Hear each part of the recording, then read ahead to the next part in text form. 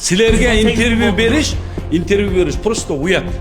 Сен айтып бергенди чыгарбайсың. Мына. Жок, мен келдим. Чыгарбайт булар. Мисалы үчүн биз шаарда тиги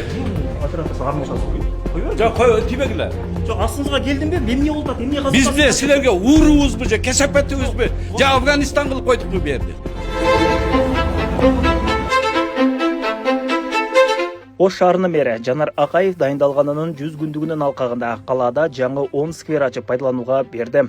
Шаар башчысы мындан тышкары көп кабаттуу үйлөрдүн айланасында дагы 10 сквер курулаарын билдирди. Бүгүн мына 3 айдын ичинде 10 сейил бакты ачып отурабыз. Бул менин биринчи күнү келгендеги демилген болгом. Мына Эрнис Мукашбекович, мэрибиз Азамат Советбекович болуп, шаарды кыдырып, эң муктаж, зарыл деген 10 скверди өзүбүз тандап алганбыз. Түнкүсүн кыдырып жүрүп. Негизи өлкө аймагында жаңы дайындалган жетекчилердин 100 күн аралыгында аткарган иштерине баа берүү калыптанып калган. Ош шаарынын мэри менен катар Манас шаарынын мэринин дайындалганына да 100 күндөн ашты. Тагыраагы бүгүнкү күнгө карата 118 күн болду. Бул аралыкта Манас шаарынын мэри Абдупата Маткаликов эмеси менен эсте калды. Жок, мен айтып атам, мен пиар кылбайм. Пиар деген ал арам. Бир келгенде ушул зданияны көрүп айттым эле. Атагы көрүп ушул жерге бир фабрика курса болмок экен деп. Анан кийин өзүм келип иштеп каларымды сезбептирмин да. Кийин ойлогом ошол мен көрүп алып, аллергия болуп кеткенде мезгилде анча-мынча. Баягы кемчиликтерди көрүп, просто аллергия болуп кеткенде мен ошого эле. Мына мен өзүм деле жаш кезимде мына колум менен турнук ойнойт элем, падем турат элем. Анан азыр көбүнө күлкүлүү мына кыял билет. Мен бул жерге келгенде Афганистанга келгендей болдум да. Вообще низам тартип ноль экен да. Бул маселе боюнча шаар тургундарына да суроо узаттык. Айрымдары шаар башчысына дагы убакыт керек экенин айтса, кээ бирлери анын ишине канааттанаарын билдиришти. Ошол эле учурда сын пикирлерин айткандар да арбын болду. Мындай башкача сүйлөйт экен негизи. Ошонусун эле көрүп атсам, атак ошол эле эски эле мэрдин эле кылып аткан ишин кылып атат го дейм. Мен оюмча. Атак көрө элекмин, бир жаңы бирдемке кылып аткан. Мен билгенден шаар мэри эми жаңы келди. Эми 100 күн аз ал кишигечи. Дагы убакыт бериш керек. Мен эчтекесин көрбөдүм. Көрбөдүңүзбү? Жок. Бардык мусорларды убагында алып калып бирокчу. Убак калып кетет эле да мусорлар. Ошолор тез келип алып атат. Анан лотокторду оңдоп атат. Бизге аябай жакты бирок. Жакшы, мурункуга караганда өнүгүүлөр, өсүүлөр бар. Шаар кооздолуп атат, жаңы зданиялар курулуп атат. Бу жаңы мэр шайланган көп элине келген көбүнө жакпай атат. Что-то ой пикирим немеси жакпай атат. Азыр мына политический неме болуп атат да, мына кашамалашып алат Бишкекте билип атасың. Бу, по-моему, бу мэр вактынча. Вактынча деп мен оюм пикирим да. Эми мындай айтканда мен өзүм мына Пушкина көчөсүндө жашайм да. Биздин тротуарлар каралбай калды.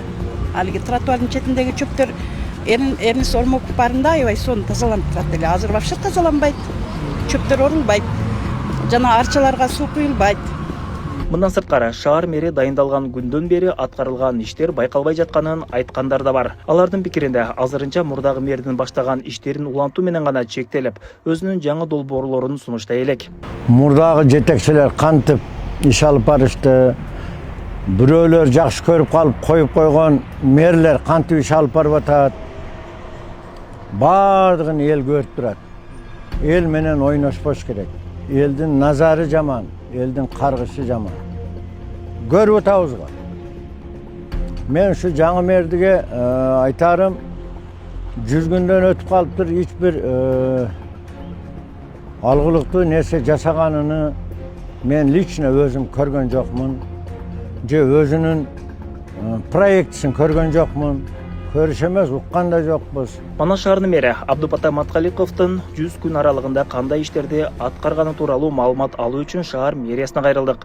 Бирок мекеменин маалымат катчысы суроолорго жооп берүүдөн баш тартып, биздин аракетти интрига катары баалады. Жок, сага айтып атамын кеңеш. Сиз чыгып туруп эле бербейт экен, бүгүн убактысыз жок. Бүгүн убактысыз жок экен, дагы деле айтам ошону. Мен кечеден бери айтып атам ушул маселени. Эртең ушундай кылып чыгарып коелу, 100 күндүгүн чыгарбады. Сен иним келип бир жерде провокация кылып атасың. Мен провокация кылган жок. Сен постоянно келип провокация. Мен сурап атам. Постоянно келип петличка табып атасың.